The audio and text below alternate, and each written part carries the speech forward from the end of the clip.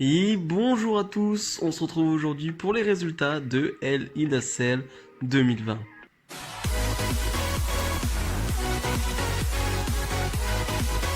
Tout d'abord, oui, je suis de retour.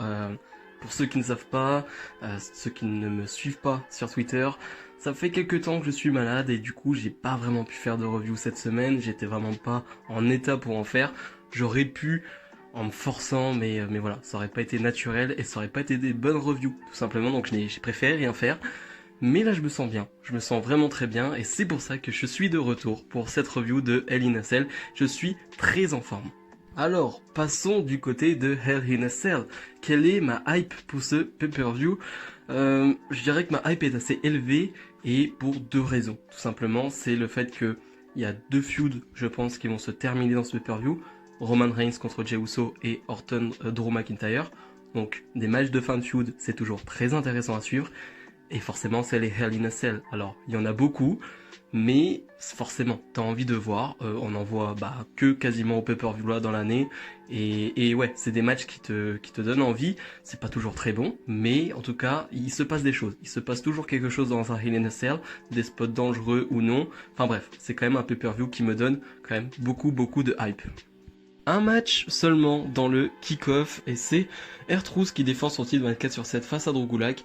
Je vais aller très vite. Franchement, c'était nul ou pas terrible comme vous voulez, mais c'était pas intéressant. C'était pas un truc qu'on voulait regarder. C'était pas un truc de kick-off tout simplement. C'était pas un match. Moi, je me rappelle des matchs Cruiserweight qui étaient excellents en kick-off et tout. Là, non, c'est un match dont on s'en fout. Avec une victoire finale de R-Truth qui conserve son titre 24/7, qui n'a plus d'intérêt. Hein, clairement, je vais pas faire plus long, mais le titre 24/7 n'a zéro intérêt.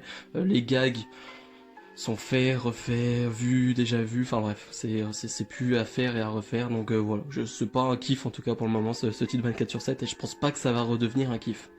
Et on débute directement avec un match qui aurait pu être dans le main event, très clairement. Roman Reigns défend son titre Universal face à Jey Uso. Un rematch du match qu'il y a eu lieu à Clash of Champions. Cette fois-ci, c'est dans un Hell in a Cell, dans un I Quit match. Voilà, pour gagner le match, il faut que son adversaire tout simplement dise I quit, j'abandonne. La feud en elle-même, je vais pas revenir dessus, j'en ai déjà parlé longuement lors de ma review de Clash of Champions. C'est génial, là depuis Clash of Champions, ce qui s'est passé, c'est encore génial aussi, vraiment il n'y a rien à dire dans les weekly, tout ce qui se passe est très bien, Jey Uso est un underdog parfait, donc vraiment rien à dire. Maintenant on est arrivé sur ce match, et je vais déjà mettre un truc au clair, le Hell in a Cell match en lui-même ne sert à rien. Voilà, la cage ne sert à rien du tout, la stipulation elle-même du I Quit match, suffisait en fait. Il n'y avait pas besoin du Hell in a Cell. Je comprends que oui, c'était le pay-per-view Hell in a Cell, donc il fallait mettre une cage, je comprends, mais elle ne sert à rien. Dans ce match, elle n'est pas utile, et oui, vraiment, on s'en sert très peu, peut-être 2-3 fois vite fait au début, mais c'est pas intéressant, et c'est pas le plus important dans ce match. Un match que personnellement j'ai adoré, d'une trentaine de minutes, quelque chose comme ça, je dirais. J'ai vraiment adoré le storytelling. Alors le storytelling, voilà, c'est la manière de raconter une histoire, une histoire dans un match de catch, et c'était parfait, c'était parfaitement emmené, tout simplement, à l'instar de Clash of Champions, où c'était vraiment super là aussi en termes de storytelling. Alors, encore une fois, les fans purs de catch, voilà, ça peut être tendu parce qu'il n'y a pas beaucoup de moves dans ce match, il n'y a pas beaucoup de rythme, c'est pas le catch pur qui va primer dans ce match. Vraiment, c'est pas ça. Et ça, je peux comprendre que certains, ça les laisse de côté, ça je peux comprendre totalement. Personnellement, j'aime bien le mix des deux, donc je suis pas dérangé, et au contraire, je trouve que ça fait du bien en 2020 de voir ce genre de match. On n'est pas habitué à voir des matchs comme ça en 2020, on est plus habitué à voir des gars qui dévoltigent partout, des gars super techniques, super agiles. Et là, on te met un truc très terre à terre, très très au sol, pardon, ouais, il n'y a pas un rythme dingue. Mais en termes de storytelling, en termes d'émotion, parce que oui, il va y avoir de l'émotion avec un Roman Reigns, il va même pleurer pendant le match parce qu'il est partagé, il ne sait plus quoi faire, il ne sait plus s'il doit attaquer Jey Uso, s'il doit rester quelqu'un de gentil tout simplement, il ne sait plus, il est perdu, et on a un Roman Reigns qui craque pendant le match, et j'ai trouvé ça génial. Mais encore une fois, la fin est un peu... ça laisse un goût d'inachevé, j'ai envie de dire encore une fois, avec un Jimmy Uso qui va venir, parce que Roman Reigns a pété complètement un câble, et un Jey Uso qui est complètement inconscient aussi sur le ring, qui ne peut donc pas vraiment dire I quit, ou qui n'en a vraiment jamais eu l'envie, et un Reigns qui va dans sa période de mal, hein, vraiment, où vraiment il va pleurer, et très bon acteur sur le coup, Roman Reigns. J'ai douté un peu de lui en termes d'acting longuement dans sa carrière, mais là c'est très bien. Et voilà, il va attaquer forcément Jimmy Uso, et c'est Jey Uso qui va dire I quit pour qu'il arrête tout simplement. Donc voilà, la fin est quand même très décevante, c'est quand même très décevant par rapport au bonheur et au plaisir que j'ai eu à regarder ce match. Vraiment, moi j'ai pris énormément de plaisir, mais la fin, ouais, la fin je me dis, est-ce qu'il y aura une suite encore une fois, parce que ok, là il est mis comme le chef de tribu et on le montre à la fin comme chef de tribu, mais Jey Uso ne l'a pas vraiment dit, c'est pas vraiment lui qui a abandonné, enfin ouais, c'est compliqué, enfin très compliqué qui me laisse très perplexe alors que le match en lui-même m'a vraiment conquis. Jeff Hardy face à Elias. Il fallait se mouiller la nuque, hein. Quand tu passes d'un Jey Uso, Roman Reigns qui, ok, a une fin assez décevante, mais qui en termes de storytelling encore une fois est quand même un chef-d'œuvre pour moi. Oui, tu passes après avec un match de Elias. Elias, je sais pas s'il a eu un bon match dans sa carrière, mais pour de vrai, c'est-à-dire que c'est pas un troll de dire ça, je sais pas. Je n'ai pas un bon match de Elias en tête. Je n'ai rien, aucun souvenir, rien.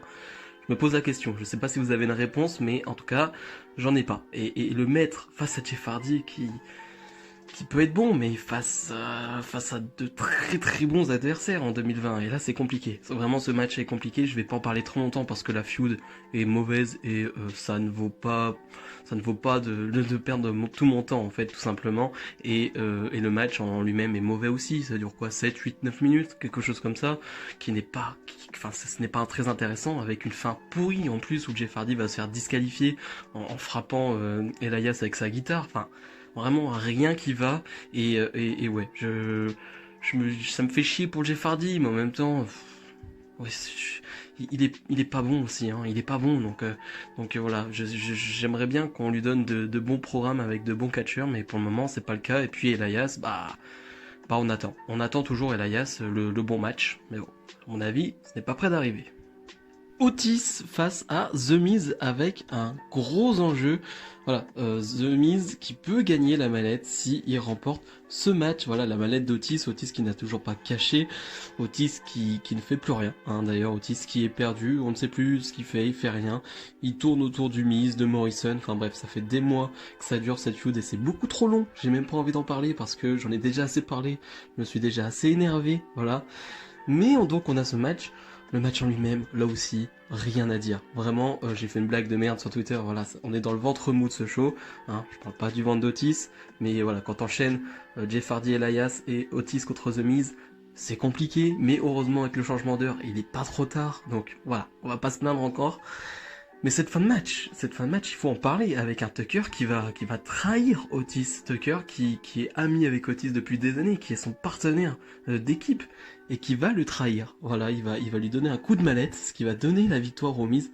Je m'y attendais absolument pas. Alors, je voyais une victoire du Miz, pour être franc, mais une trahison de Tucker, là, pas du tout. Alors, ça va sûrement mener une feud entre Otis et Tucker, qui pour le coup ne m'intéresse pas du tout. Vraiment, je suis pas du tout intéressé par les deux.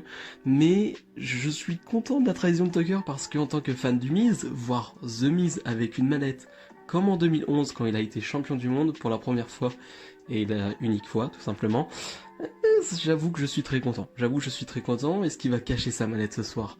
Peut-être, peut-être pas.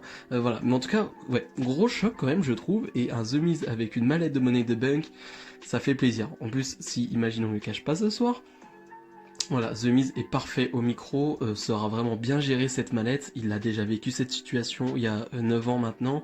Il sait faire, il sait gérer, et lui, il n'y aura pas de problème là-dessus. Donc voilà, c'était pas terrible comme match, mais la situation finale est intéressante. Bayley défend son titre féminin de SmackDown face à sa grande ennemie, sa grande amie, j'ai envie de dire, Sasha Banks, dans un Hell in a Cell match.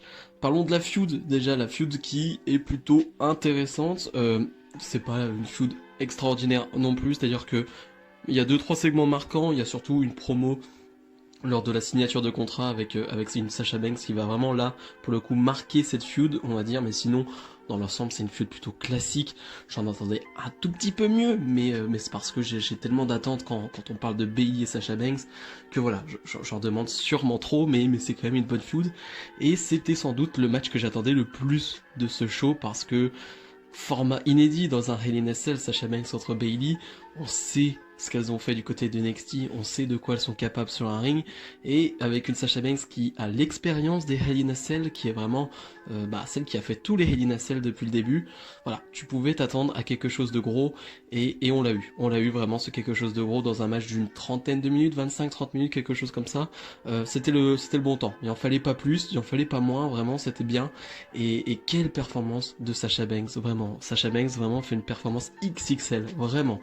C'est elle qui place quasiment tous les spots, c'est elle qui met en place tous les spots, c'est vraiment elle qui mène la danse, tout simplement. Et comme je le disais, c'est un peu logique, Bayley n'a pas cette expérience du Hell in a Cell, Sasha Banks, elle, c'est voilà, c'est son dada, c'est vraiment son truc. Elle qui est un peu folle, entre guillemets, c'est-à-dire qu'elle aime bien prendre des risques, bah c'est totalement ce qui peut lui convenir, hein, Hell in a Cell, et à chaque fois elle est excellente dedans, vraiment à chaque fois. J'ai en tête son Hell in a Cell contre Becky Lynch l'année dernière qui était fantastique, et là encore une fois elle va inventer des spots, et c'est dur d'inventer des spots dans un Hell in a Cell en 2020, c'est quand même compliqué, mais elle va le faire, elle va inventer des trucs, et bref, ça fonctionne très bien avec Bayley. Rien à redire, hein. Bayley est excellente dans son rôle encore une fois, mais c'est Sasha Banks qui brille sur ce match, et c'est pour ça que j'ai plus envie de la mettre en avant, Sasha Banks qui est souvent blessée, qui n'est pas là et tout, mais quand elle est là et quand elle est à 100%, voilà, c'est quand même une catcheuse exceptionnelle, et elle nous montre encore une fois dans ce match. Allez, un petit point négatif, mais vraiment c'est parce que je suis gourmand. J'aurais aimé un peu plus de storytelling, mais c'est parce que on a eu un Jey Uso, Roman Reigns avant qui en donnait énormément, qui te mettait vraiment un peu des frissons. Là, pour le coup, on n'a pas eu le truc de ancienne amie, on n'a pas eu beaucoup de trash talk, voilà, on n'a pas eu ce genre de truc, on était vraiment plus sur du catch, et tant mieux aussi, hein, ça fait du bien aussi. Avec une fin de match, où Sasha Banks va utiliser une chaise pour porter son base statement et remporter ce match, faire abandonner Bayley. Nouvelle championne de SmackDown du coup avec une Sasha Banks qui gagne ce titre, elle n'a jamais été championne de SmackDown auparavant. Et bah il y a une première fois à tout, et ouais, c'était génial. Je sais pas où ça va mener, peut-être une revanche, peut-être pas, je sais pas. Je sais pas si Sasha Banks va redéfendre son titre face à Bayley dans les prochaines semaines. Je sais pas où ça va me mener, mais dans tous les cas, j'ai passé un très très bon moment devant ce match, c'était vraiment excellent. Dans un match un peu improvisé, Bobby Lashley va défendre son titre des États-Unis face à Slapjack, voilà, un membre de Retribution, hein, qui n'est d'autre que Shane Thorne, hein, si vous connaissez bien sûr. Un match qui est plutôt sympa, hein, c'est un match qui est bien meilleur que Jeff Hardy Elias, bien meilleur que Otis The Miz, donc franchement ça va, hein. On voit que Shane Thorne, Slapjack, voilà, a du talent, hein, vraiment, enfin ça j'en doutais pas, hein. J'avais déjà vu quelques bonnes choses du côté de NXT. Là, il va être un peu bridé, hein, dans ce rôle de sous-équipier. Voilà, ça va être compliqué en tant que Slapjack. Il va perdre ce match, hein, il va abandonner, hein, et va s'en suivre une scène très bizarre, hein, très très bizarre, où les membres de Retribution vont s'attaquer à Bobby Lashley, mais ils sont tellement mauvais, Bobby Lashley arrive à les frapper un par un, et finalement Hurt of Business va venir aider Bobby Lashley, et on va avoir un Lee qui va même avoir peur et qui va s'en aller. Compliqué, la crédibilité du côté de Retribution, alors c'était déjà très compliqué pour eux, là ça ne va pas aider, et puis aussi, hein, Retribution quand même, Slapjack qui fait quand même une entrée normale, basique, hein, alors que c'est quand même censé être des gars qui sont contre la WWE, qui sont contre tout ça, contre le système. Bah non, ils ont quand même une entrée, ils font un petit check à Vince en passant, donc voilà, ça m'a fait un peu rire, mais bref, en tout cas le match était pas terrible, mais la crédibilité de Retribution en prend un coup. Bon, encore un coup de plus, j'ai envie de dire. Et donc, le main event de Hell in a Cell 2020, Drew McIntyre défend son titre de la WWE face au Legend Killer Randy Orton dans un Hell in a Cell match. Pareil, je vais pas vous reparler de la feud, elle dure depuis quoi, 3-4 mois 4 mois je dirais, quelque chose comme ça. Je la trouve très bonne, même si là, encore une fois, on est sur les dernières semaines, sur de l'usure, hein, forcément, quand t'es sur une longue feud comme ça, et tu peux pas être excellent pendant 4 mois. Enfin, Tu peux, je pense, mais faudrait plus de choses en commun entre les deux, il faudrait plus de passé commun entre les deux. Là, c'est pas trop le cas. Ça a marché sur les 2 premiers mois. Là, c'est un peu plus compliqué, mais ça reste très intéressant parce que les deux sont excellents en promo et à Raw, vraiment, les deux font un excellent boulot. Donc, vraiment, c'est pas ennuyeux, en tout cas pour ma part. Le match, j'avais un peu peur et ça a un peu réalisé mes peurs, c'est-à-dire que c'est un faux rythme, forcément, c'est un Hell in a Cell match, et les deux ne mettent pas un rythme fou, on connaît le rythme de Orton, je vais pas le redire, mais voilà, on connaît ce rythme, et ça fait une première partie de match pas terrible, faut pas se mentir, la première partie de match est vraiment pas terrible, c'est quoi, c'est une trentaine de minutes de match, je dirais que les 10-15 premières minutes sont plutôt moyennes, il se passe pas grand chose, il n'y a pas d'énormes spots, il y a un truc avec une table, mais c'est du vu et revu, et c'est pas forcément impressionnant.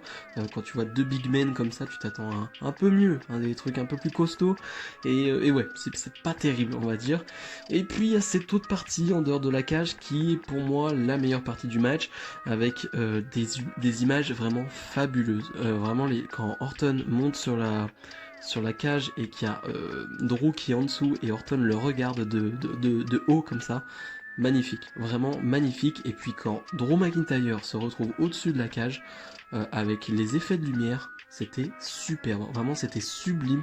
Bravo aux caméras WWE, je dis bravo pour ce moment-là parce qu'après ça va pas être la même, mais en tout cas pour ce moment-là précisément, j'ai ressenti un truc très épique, très ok, c'est un big moment, c'est vraiment un big moment, et ouais, c'est rare de ressentir ce genre de choses, donc vraiment c'était très sympa.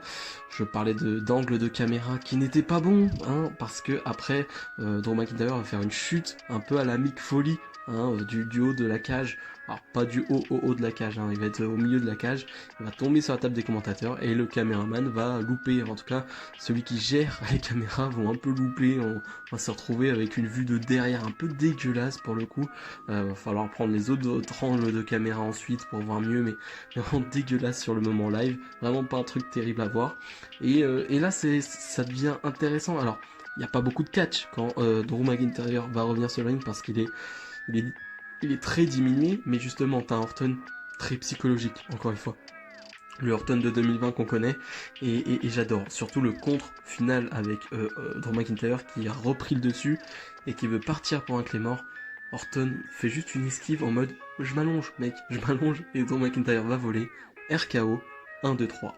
Randy Orton est 14e fois champion du monde. Oui, là c'est juste le fan de Orton qui parle, je suis très très heureux, vraiment très heureux.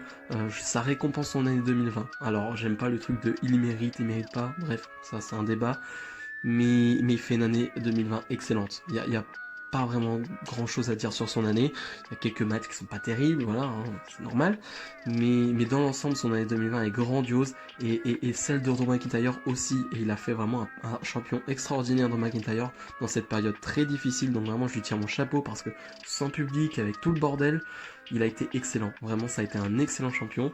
Maintenant voilà, ça va sur Orton qui est, donc, comme je le disais, 14 fois champion du monde.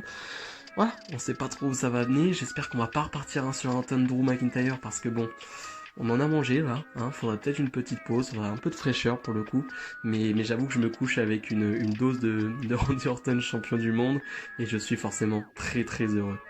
Bilan de ce Hell in a Cell, je l'ai dit, il y a un gros coup de mou qui fait que bah ça reste un show moyen plus.